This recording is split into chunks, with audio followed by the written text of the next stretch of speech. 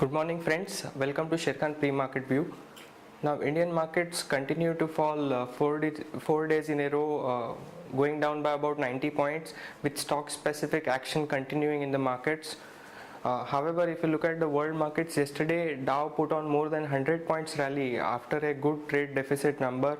The trade deficit number narrowed to $34.3 billion in US, which is lowest since October 2009, showing that the US economy is on a very strong footing. Back here, the Asian markets are trading again in the green, up by about 1%. Both Hang Seng and Nikkei are up by about 1% ahead of the FOMC minutes, which are going to be announced tonight. Now this FOMC meet is important because December was the month when the Fed decided to scale down its stimulus by announcing a taper of about $10 billion. Back home now, Singapore Nifty is also trading up by close to 20 points, indicating a positive start to the Indian markets. If you look at the flows, FII flows have been negative for past 3 sessions and continued their selling spree yesterday. They sold off about 569 crores in the cash market. They were also sellers in the index future to the tune of 1329 crores, whereas DIIs were small buyers to the tune of 60 crores. Now to hear more on how Nifty is placed from here, I'd like to call upon Sadhna to take us through her perspective on Nifty from derivative point of view. Good morning friends, let's have a view on derivatives. From past couple of trading sessions, we have seen that markets are continuously trading in a narrow band due to lack of fresh triggers in the market. But in yesterday's trade, we have seen that short positions were built up by market participants as around 0.21 lakh shares were added in open interest and cost of carry increased marginally by 6%. On the options front, we have seen that PCR is at same level 0.89. In spite of that, we have seen that put option has added more number of shares than call option, which is clearly visible in the options activity, as we see 6000 and 6100 put option has seen a good number of activity in open interest front, and call strike of 6300 has added more number of shares in open interest. As of now, we can see more than 50 lakh shares are there in open interest in 6300 call option. So this would be a very important level for the market.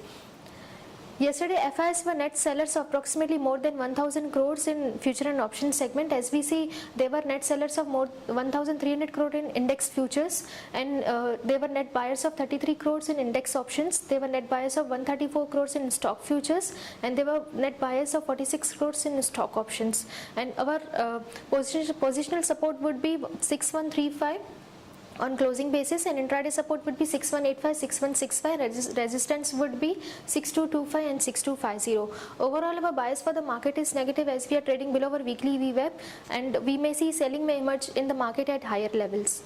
Thank you.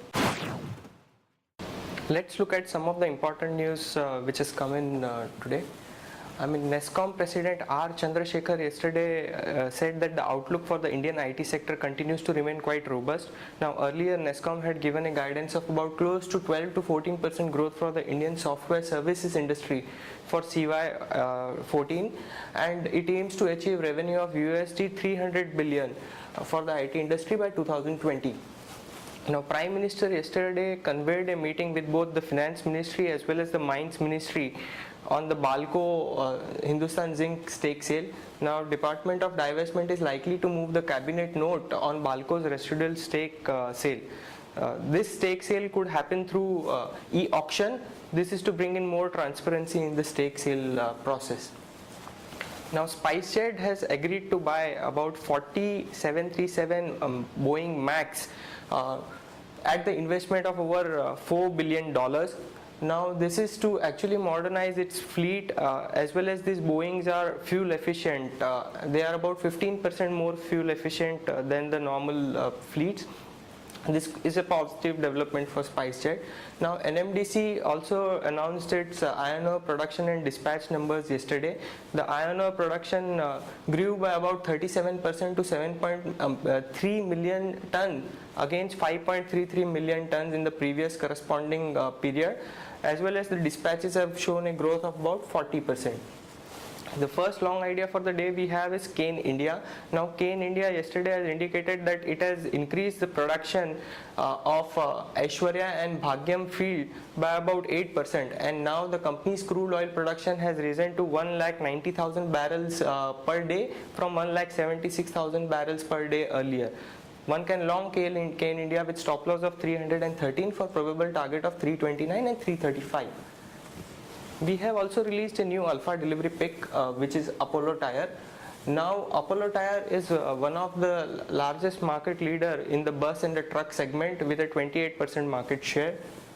We had a steep fall in the price of Apollo Tyre on the back of a leverage buyout which it was looking at for acquisition of Cooper Tyre. However, after the 31st December deadline, Cooper Tyre has terminated that agreement.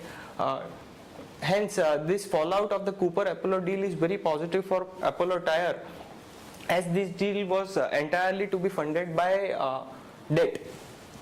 Now, on the raw material side also, Apollo Tyre is seeing some benefits. Rubber prices have declined quite sharply, and again after the new year when rubber prices opened up in Malaysia, they have steeply fallen down. Also, analysts expect that these rubber prices would continue to remain under pressure, which is a key raw material for Apollo Tyre.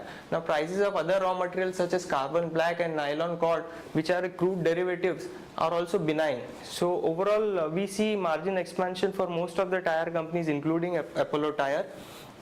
Now, Apollo has been trading at trot valuations of average multiple of 7 times. Now, giving the same kind of multiple, we arrive at a target price of about 131 on Apollo Tyre.